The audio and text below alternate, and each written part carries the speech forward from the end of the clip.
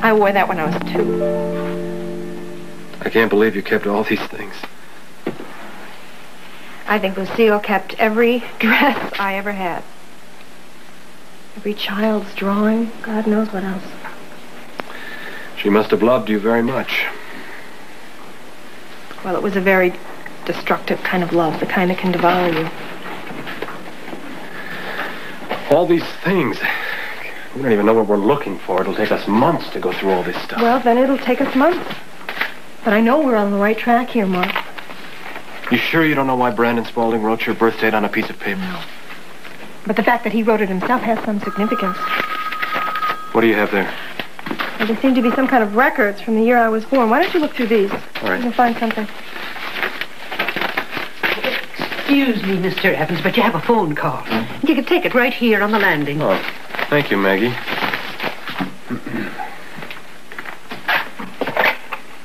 Hello. Does this sound familiar, Mark? I mourned my father. Soon you will mourn Amanda.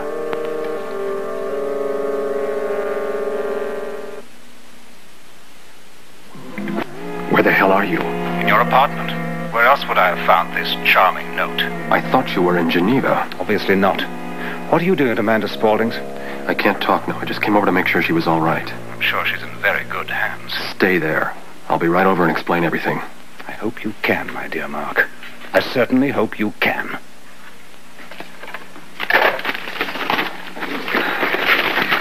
Who was that? Just someone from Spaulding Enterprises. Rebecca Cartwright? No, someone from the accounting department. What do they want? I need some figures. I have to go back to the apartment and get them. Mark, they can't bully you like that anymore. Amanda, the quicker I get them off my back, the quicker I can get back here and help you find whatever it is we're looking for. Why don't you take a break? No, I want to go on looking. Every time they humiliate you like this, I just want to work even harder so that you get everything that's rightfully yours.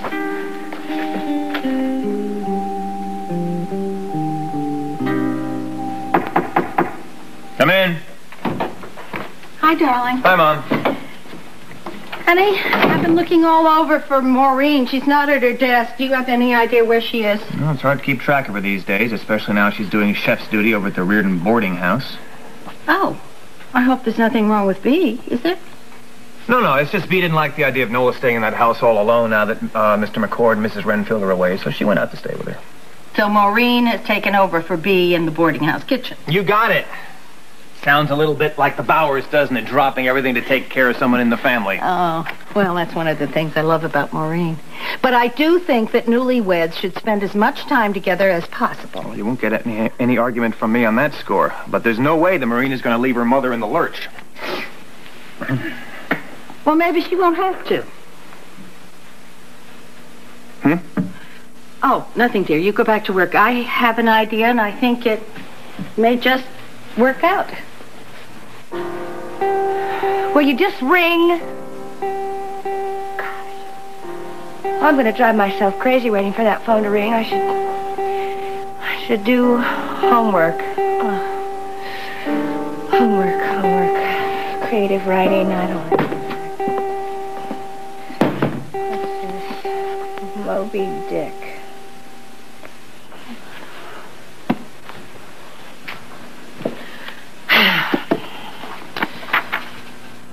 Moby Dick.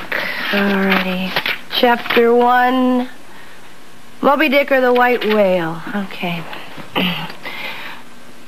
Call me Ishmael. Call me Quentin. Now. Hi, honey.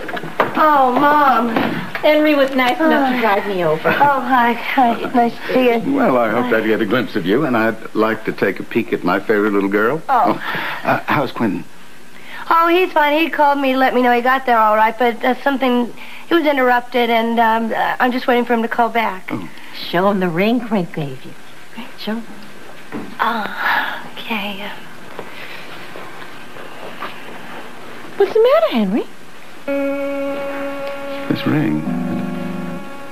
Well, it looks like a ring that I gave someone over 30 years ago. Quite a coincidence. Well, if I remember correctly, the ring I'm referring to had an inscription inside. I always have jewelry inscribed. Oh.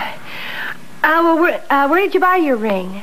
In Chicago. The jeweler told me it was unique. Oh, I see. Well, Quint bought this one in London several years ago. Oh, maybe that's him. Hello? Nola? Oh, are you all right? Yes, I'm fine. Oh, is Helena gone?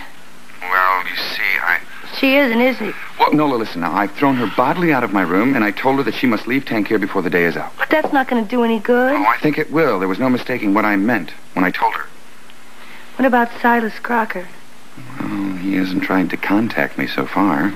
Well, do you think she told him that you were there? Listen, I am quite sure Helena has said nothing to him. Besides, let's not talk about Silas. I just wanted to tell you that I'm pleased with the progress that I'm making, and everything is going fine. Oh, I'm glad. Nola, please say hello to Quentin and give him my best. Oh, Quentin Henry Chamberlain's here. What's he doing there? Well, he drove Mom over, and he sends his best. Nola, please, remember the significance of the ring I gave you. It's a sign of trust that you'll keep my true identity a secret. I will, I promise. Good. I love you, Nola, and I miss you very, very much.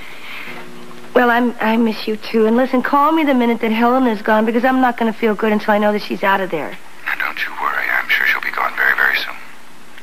All right, I love you. I love you, too.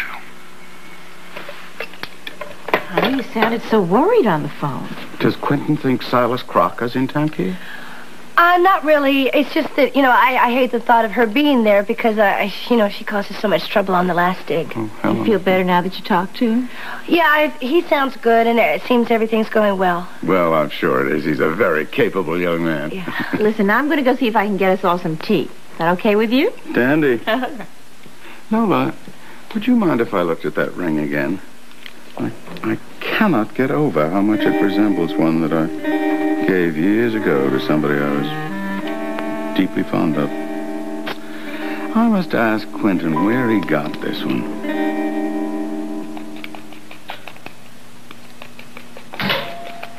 I put together a pot roast that's in the oven at a low temperature, and you just take it out when the buzzer goes off. Then I'll make a big salad and dressing on the side, and you put that on at the last minute.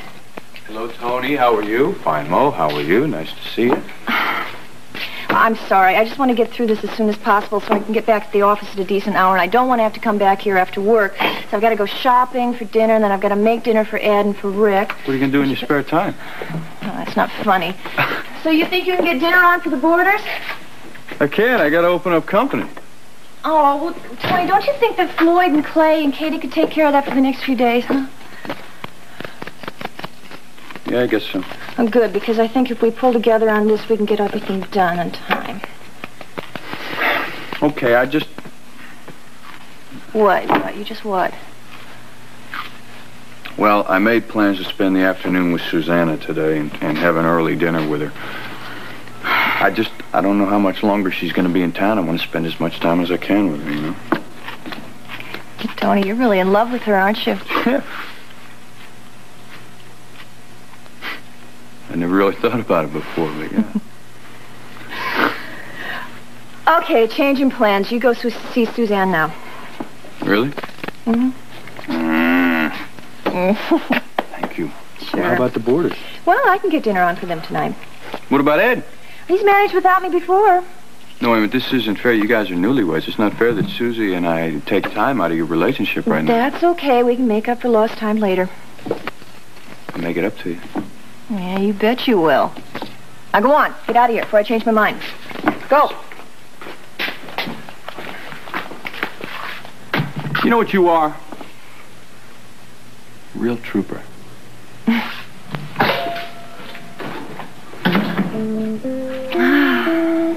what I always wanted to be.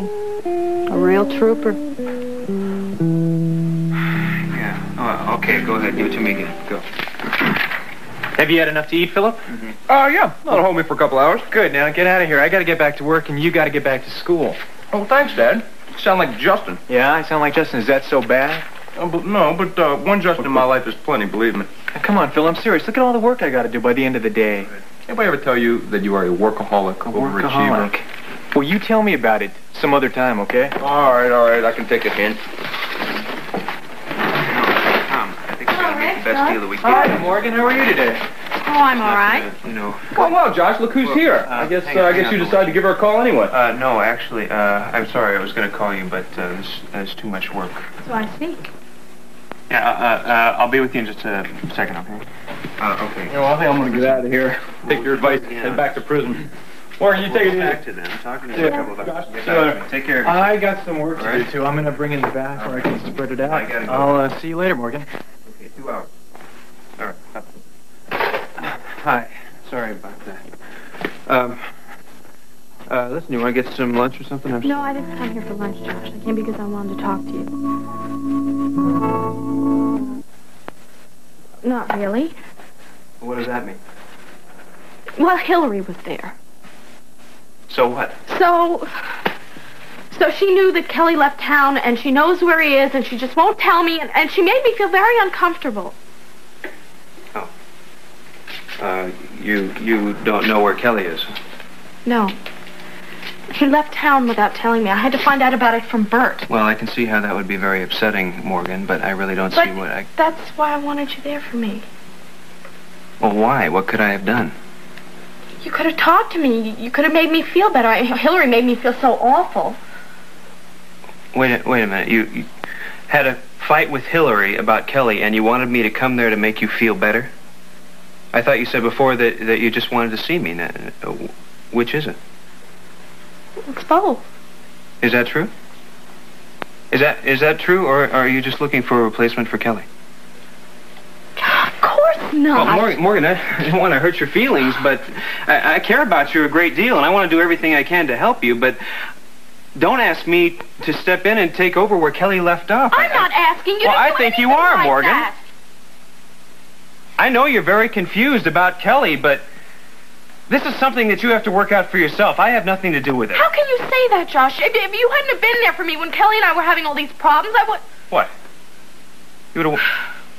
Morgan, don't lay all this on me. You've got to live your own life, you know? What life? What life? Kelly's left town without telling me. You're working here 24 hours a day because Amanda doesn't show up for work, and you don't even care. My mother's left town. No one knows Morgan, where stop she it, is. okay? Just listen to yourself for a minute. I mean, you want everybody to fix your life up for you. Well, nobody else can. You have to do that yourself. I mean, you get upset when people treat you like a child. Well, I'm not going to treat you like a child. I'm treating you like an adult. I'm telling you to stand on your own 2 feet and work this thing out for you. Morgan, wait a second. Come on. No, go back to your work. I don't want you to waste 5 more precious minutes on me.